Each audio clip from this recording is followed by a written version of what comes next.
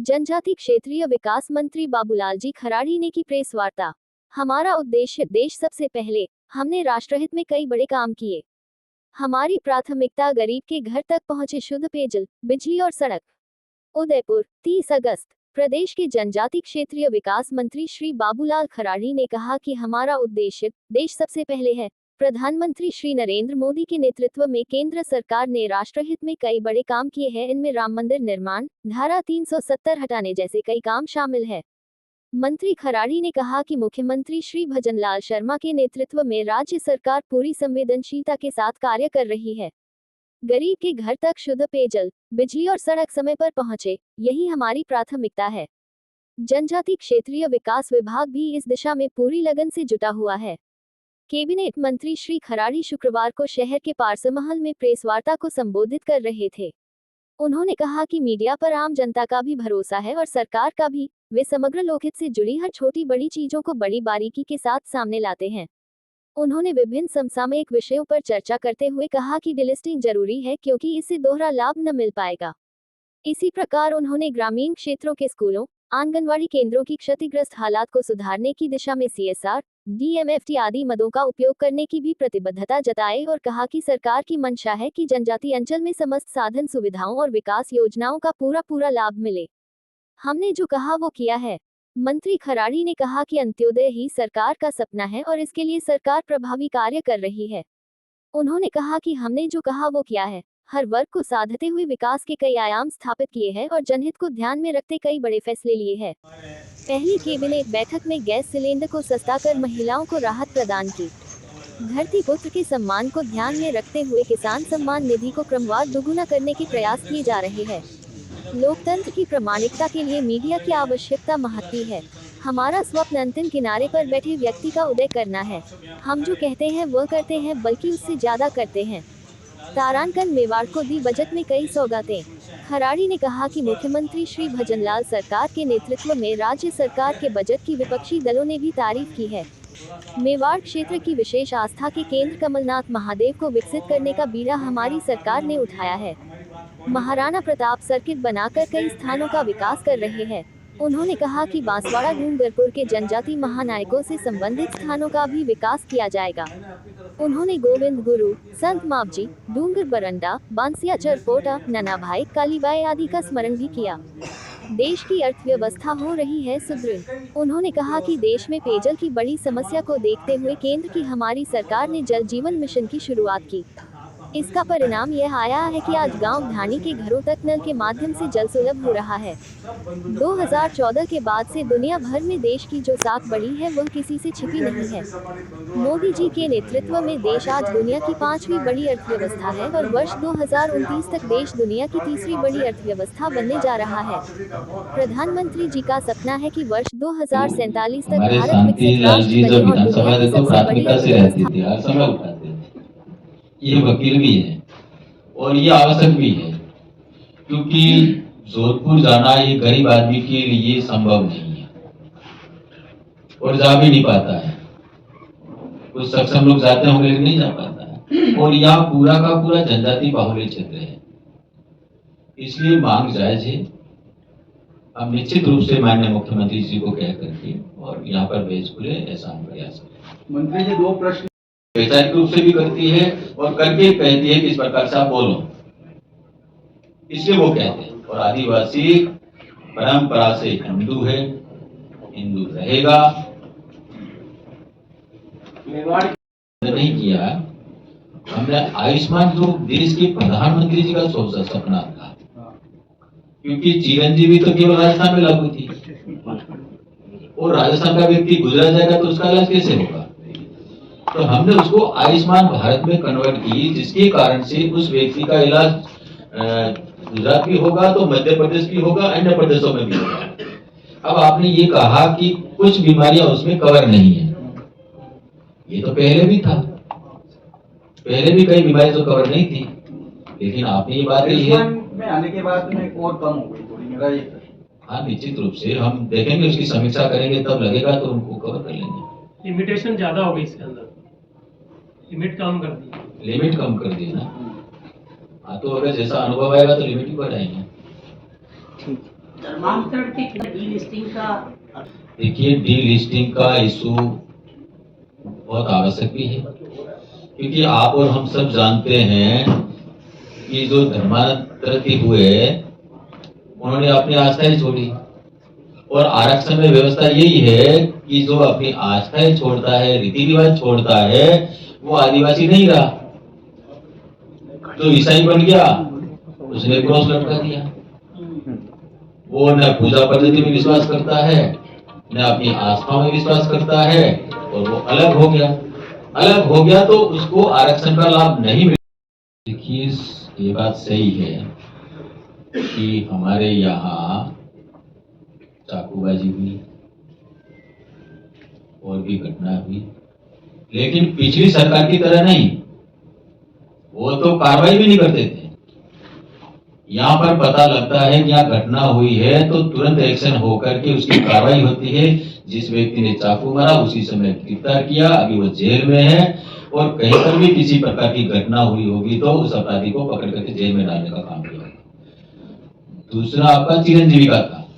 नहीं, मेरा रात को 8 बजे बाद शराब की जो दुकानें 90% खुली हुई है, उस पर आपके जनप्रतिनिधि आवाज क्यों नहीं उठाते?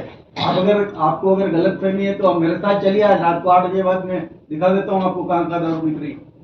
देखिए, जो आप कह रहे हैं, क्योंकि 8 बजे के बाद में कोई दुकान खुली न रहे, सरकार के ऐसे आदेश है, और अगर कोई खोलता है और वहां पर कोई किसी पर कार्रवाई नहीं होती है तो हम निश्चित रूप से वहां के थाना है जो, और वहां पर हमारा जो आबकारी विभाग का जो है उन पर भी कार्रवाई करेंगे।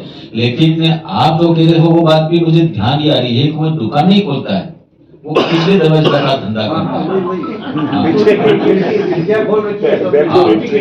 अब वो खिड़कियां बंद कराने के लिए हम गश्त करवाएंगे और क्या कर सकते हैं, ये तो रास्ते निकालेंगे। उदयपुर एसपी ने कहा कि अगर किसी थाना इलाके में शराब बिकी तो थानाधिकारी को सस्पेंड कर देंगे।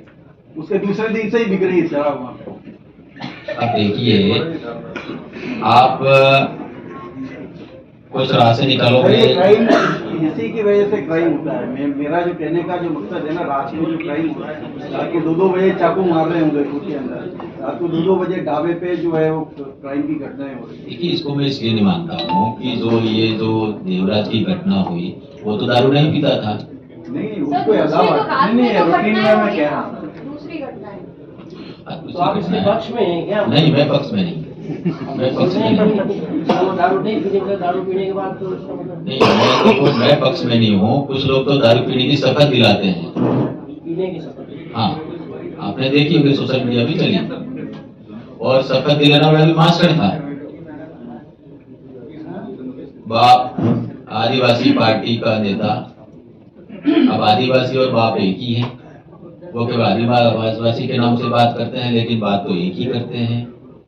तो उस मास्टर ने, छोटे छोटे बच्चे भी थे और भी लोग थे, उनमें ये शपथ दिलाई कि हमें को अंग्रेजी शराब नहीं पीनी चाहिए, दारू नहीं पीनी चाहिए, और हमको शाम के समय था कि भाई हमारे पत्रकार बंधुओं के साथ में हम कभी बैठ नहीं पाए थे। मेरी इच्छा थी कि आप लोगों के साथ में हम बैठ करके बातचीत भी करें और आपस में हमारे विचारों का आदान प्रदान, यही मंशा थी। इसी मंशा से आप सब लोगों को बुलाया। उदयपुर विकास के लिए आपने देखा होगा जिस प्रकार की घोषणा हुई है, यहाँ से सड़क बनेगी, कलेक्टर के आसपास जाकर के पूरी एलिवेटेड रोड बनेगी। ऐसे कई काम है जो उदयपुर को हम एक विकसित उदयपुर के रूप में खड़ा करना चाहेंगे। हमारे माननीय मंत्री व हमारे सांसद महोदय जी भी ने संसद में भी जिस प्रकार से उदयपुर की समस्या को लेकर के सवाल जवाब किए हैं, वो भी सराहनीय है। तो निश्चित रूप से हम सब मिलकर के भी दवाई देगी सरकार है, एक हमारे इस मेवाड़ को और उदयपुर को हम एक विकसित उदयपुर, विकसित मेवाड़ बनाने का सपना हमारा, उसको पूरा करें।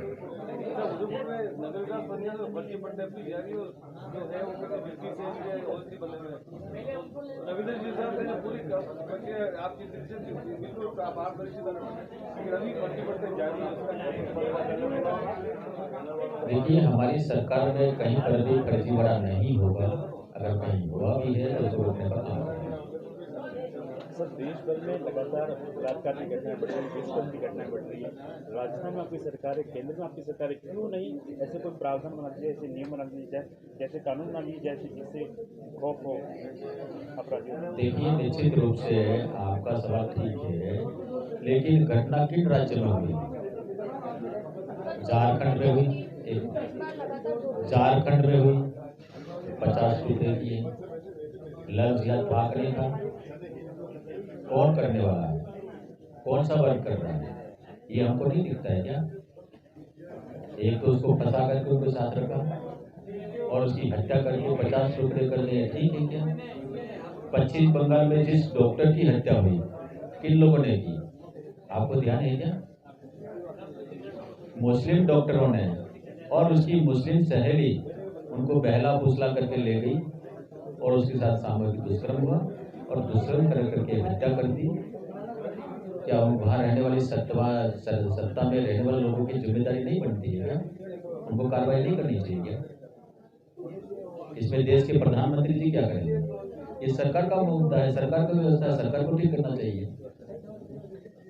सर कन्हैया लाल हत्याकांड के जो आरोपी अभी तक उनकी फांसी की नहीं हो पाई है, देवराज के जो माता पिता उन्होंने भी ये मांग की कि उनके मामले में अभी तक कुछ कार्रवाई नहीं, उनके बच्चे के मामले में क्या कार्रवाई हो पाएगी? देखिए, जो कन्हैया लाल हत्याकांड था वो एक अलग प्रकार का हत्याकांड था। उस समय की सरकार को तभी कार्रवाई करनी चाहिए। उन्होंने तो उस व्यक्ति को जो धमकियां दी और धमकियां देने के बाद उसने थाने में रिपोर्ट दी, थाने वाला ने कार्रवाई नहीं की और थाने वाले ने उल्टो उनको बुला कर कहा समझौता कर ले, समझौता करा दिया। फिर धमकी मिली, वो घर चला गया, फिर आया, उसकी हत्या हो गई। हत्या हुई तो कोई मगड़े में हुई थी क्या? कहीं जंगल में हुई थी क्या? थाने के पास में बड़ी बाजार में हत्या हुई। हत्या करने के कई तो झटका थोड़ा किया था, वो तो हलाल करते रहे थे। तो वहां पर कोई तो लोग हो गए। आजकल तो कहीं छोटी सी घटना होती, छोटा सा झगड़ा भी होता तो वीडियो बना कर सब वहाँ झगड़ा हुआ तो पुलिस आ जाती है। पुलिस क्यों नहीं आई थी?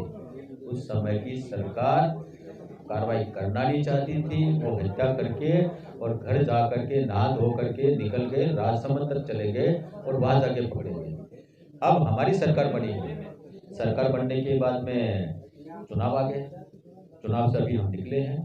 निश्चित रूप से उनको कठोर से कठोर सजा देने का काम सरकार करेगी। सर सितंबर के अंदर शंकरलाल जो मेघवाल की हत्या हुई उसके विषय क्या है? देखिए, शंकरलाल मेघवाल की जो हत्या हुई थी वो दोनों दोस्त थे और एक समय दोस्त थे, पर दुश्मनी हुई तो पता नहीं कहाँ तक पहुंच गई और उसकी हत्या कर दी।